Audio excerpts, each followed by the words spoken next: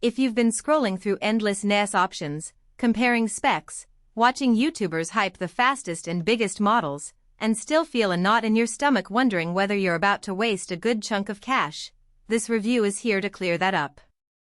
Link is in the description if you want to check the product details on Amazon.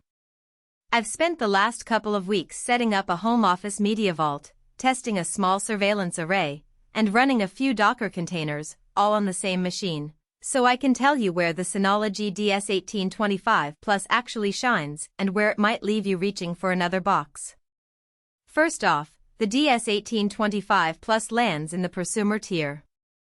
It's not the entry-level 2-bay you'd put on a kitchen shelf, and it's not the 24-bay rack beast you'd see in a data center. With 8 bays you get enough room to spin a decent amount of HDD capacity. Here we're talking the included Seagate Ironwolf 6TB drives, giving you 48 terabytes of raw storage. That amount is perfect if you're looking to hoard family photos, 4K video libraries, and a few terabytes of work documents without constantly juggling external drives. The price point reflects that balance. You're paying for an 8-bay chassis, a Ryzen V1500B processor, and a pair of 2.5 GB ports, but you're not stepping into enterprise-only pricing.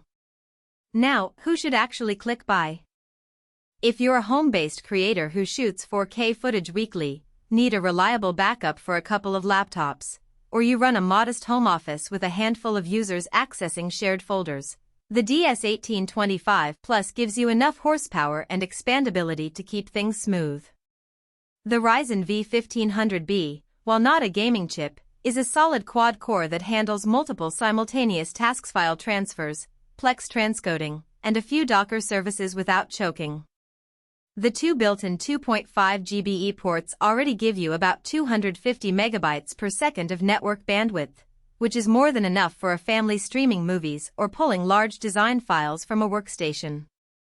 On the flip side, if your workflow is heavily virtualized, you need true 10 GB straight out of the box, or you're planning on running high-intensity VMs for a dev team, you'll want to think twice. The DS1825 Plus can accept a 10 GB NIC in its PCIe slot, but that means an extra purchase, a potential driver setup, and a bit of tinkering. For pure plug-and-play 10 GB you might be better off with a model that ships it pre-installed. Similarly, if you're a gamer who wants a NAS purely for storing large game libraries and you don't need the extra apps, a smaller, cheaper 4-bay unit would cover the basics without the extra cost of 8 drives you'll never fill. Let's talk about the practical strengths that become evident after a few days of daily use. The first thing I noticed is how the DSM 7.3 interface makes adding the Ironwolf drives a painless experience. You pop the drives in, hit Storage Manager, and the system automatically recognizes the drives, suggests a RAID configuration, and starts building the volume. I chose RAID 6 for redundancy, which means even if 2 drives fail you're still safe. The built-in health monitoring reads the Ironwolf smart data, alerts you to potential vibration or temperature issues, and even suggests when a drive is nearing its end of life. That level of proactive maintenance is something you won't find on a generic Windows-based NS. Another concrete benefit shows up when you use the two M.2 NVMe slots as cache. I installed two 500 GB NVMe drives and set them up as a read/write cache for my Plex media server. The first time I streamed a 4K movie, the transcode started instantly, and the buffer never stalled, even when I had 3 other devices pulling different streams. The cache essentially bridges the gap between the 2.5 GB network and the mechanical HDDs, delivering that buttery smooth experience you expect from a dedicated media server. If you skip the cache, you'll still get decent performance, but you'll notice occasional hiccups when multiple high bitrate streams run together. On the downside, the 8 GB of default RAM is a bit of a double-edged sword. It's enough for basic file sharing and a light Docker stack, but as soon as you start adding multiple containers, say, a Home Assistant instance, a GitLab server, and a small Nextcloud memory, usage climbs quickly.